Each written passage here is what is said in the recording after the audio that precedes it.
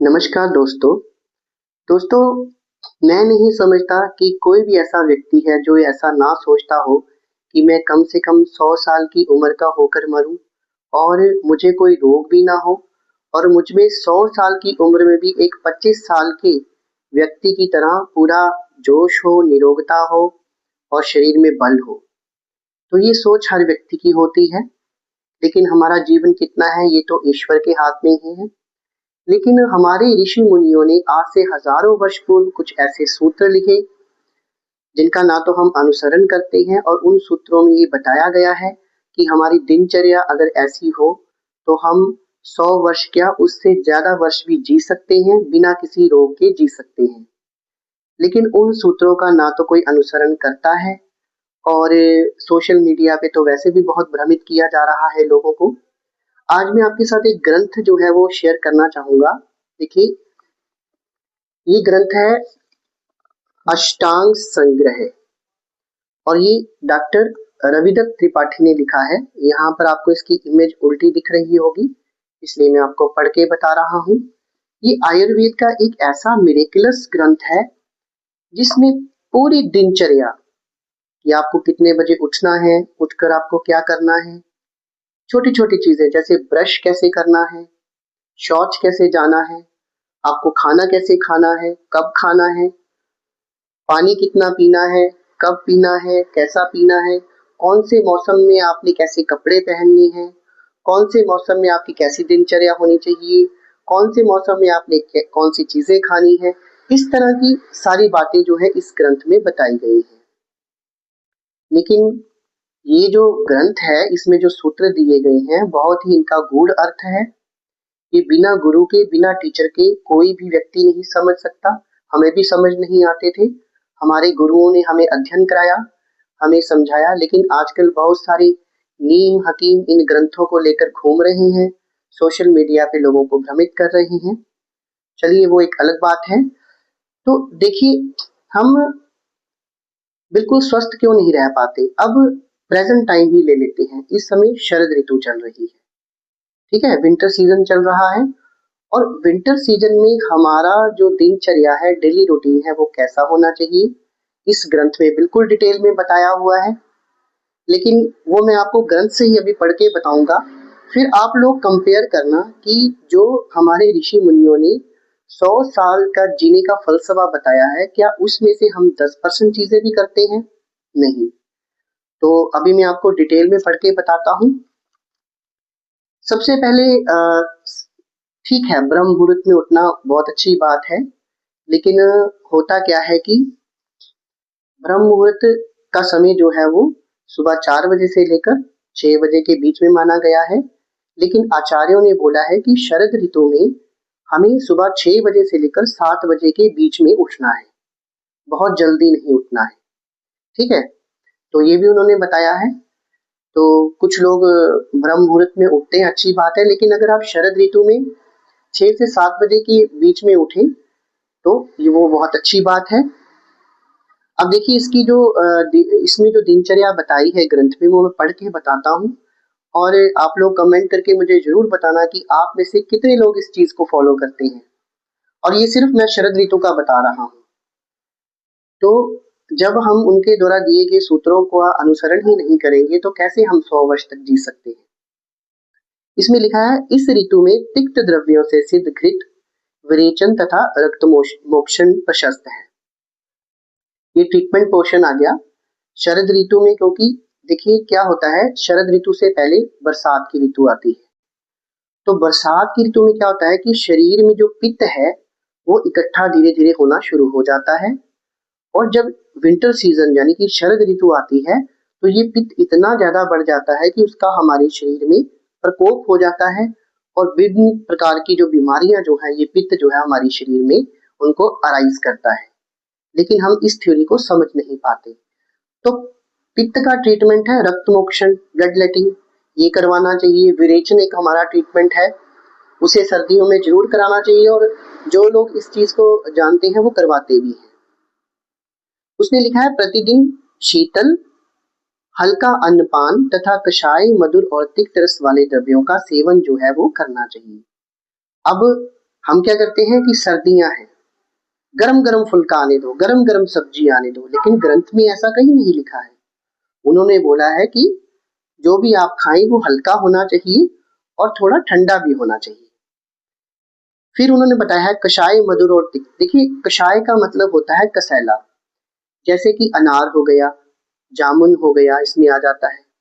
हमारी दालें आ जाती हैं, जैसे मूंग दाल है, ग्रीन टी आ जाती है, ये सारे कसैले पदार्थ हैं, इनका हमें जो है सेवन करना चाहिए। मधुर पदार्थ होते हैं मीठे, जैसे घी हो गया, अब घी में शुद्ध गाय का घी, शहद हो गया, चावल हो गए, केला हो गया, गुड़ हो गया, ये सारी चीजें मधुर में आती हैं, इनका सेवन करना चाहिए।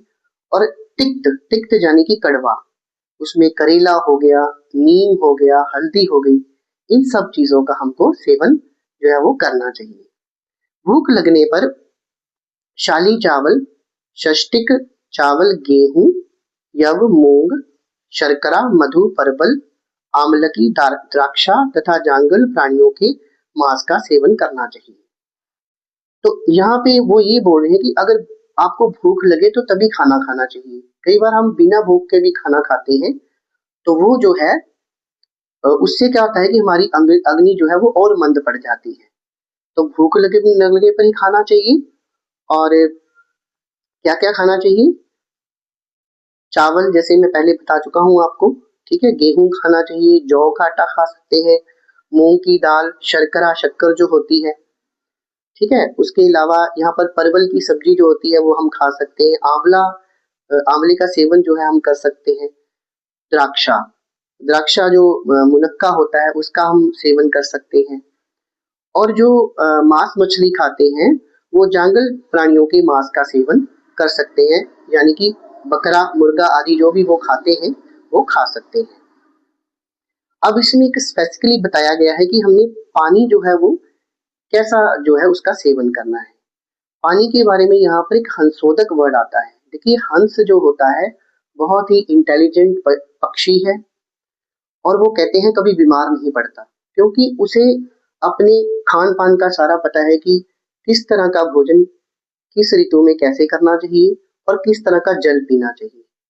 अब जो हंस होता है वो ग्रंथों में लिखा गया है, इसमें जो लिखा है मैं आपको डिटेल में बता रहा हूँ कि वो कहाँ का पानी पीता है शरद ऋतु में, जहां पर सुबह से लेकर दोपहर तक सूरज की किरणें पड़ती हो और शाम के समय चंद्र की किरणें यानी कि चंद्रमा की किरणें पड़ती हो। पहले सूरज की किरणों से वो पानी गर्म होता हो और फिर चंद्रमा की किरणों से वो पानी ठंडा होता हो। जहां पर कमल के फूल खिले हो, जहां पर उन कमल के फूलों के ऊपर भंवरे घूमते हो, तो ऐसा इंडिकेशन दिया गया है कि जो हंस होता है वहां से पानी पीता है और कभी भी बीमार नहीं पड़ता है। तो यहाँ पर हंसोदक का मतलब, अब आप सोचेंगे कि हम इस तरह का पानी लेने के लिए कोई नदियों में या तालाबों में थोड़ी जाएंगे। तो आपने हंसोतक जल जो घर में कैसे बनाना है उसके बारे में आपको बताता हूँ। आपने क्या करना है, आपने कहीं पे भी, चाहे आपका सिटी एरिया में फ्लैट है या आपका कहीं पे भी, गांव में तो ये बड़ा इजीली हो जाएगा, लेकिन सिटी एरिया में थोड़ा मुश्किल हो जाता है। तो आपने करना क्या है, आपने एक पात्र ले लेना है, उसको आप किचन की ऐसी विंडो पे रखिए जहां पर डेली सूरज की किरणें पड़ती हो और सारा दिन उसके ऊपर वो रेजिस पड़ती रहे। और जैसे कि शाम को वैसे भी 7 बजे तक मैंने बोला हुआ है कि खाना खा लेना चाहिए आयुर्वेद के अनुसार, उसके बाद में आपने रात भर कुछ नहीं खाना है।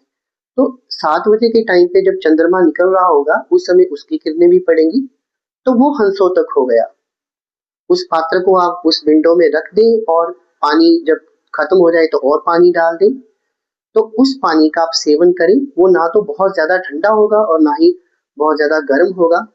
लेकिन हम लोग क्या कहते हैं कि सर्दियां हैं और खूब गर्म कर करके पानी पीते हैं, ऐसा ग्रंथों में कहीं नहीं लिखा है।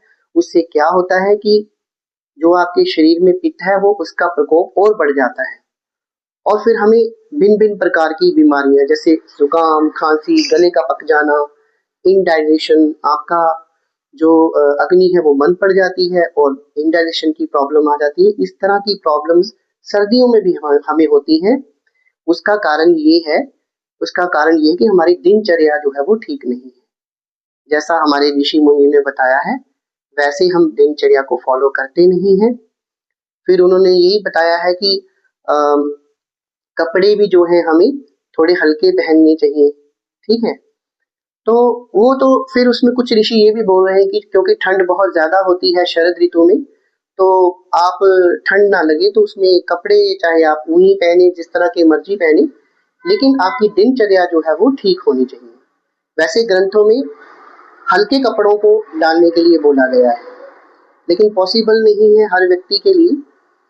तो बाकी जो खान पान मैंने आपको बताया है, किस तरह का पानी आपको पीना चाहिए, ये सब आप एनालिसिस करना और आप देखना कि कितने बंदे ये जो सूत्र मैंने बताया है इसको फॉलो करते हैं। मुझे नहीं लगता कि 1% लोग भी फॉलो करते होंगे, तो फिर बीमारियां लगना तो लाजमी है। तो आशा करता हूँ कि वीडियो में जो मैंने डिटेल बताई है कि शरद ऋतु में हमारी दिनचर्या कैसी होनी चाहिए, उसे आप फॉलो कीजिए, ताकि आपको ये जो बीमारियां आपको पता नहीं लग पाता कि इस ऋतु में भी हमको इस तरह की बीमारियां लग रही हैं, क्यों लग रही हैं, तो आपको समझ आया होगा। तो उसका अनुसरण कीजिए और फिर अपनी लाइफस्टाइल, अपने डेली रूटीन में चेंज देखिए कि आपको बार बार इस तरह की बीमारियां होती हैं या नहीं। धन्यवाद।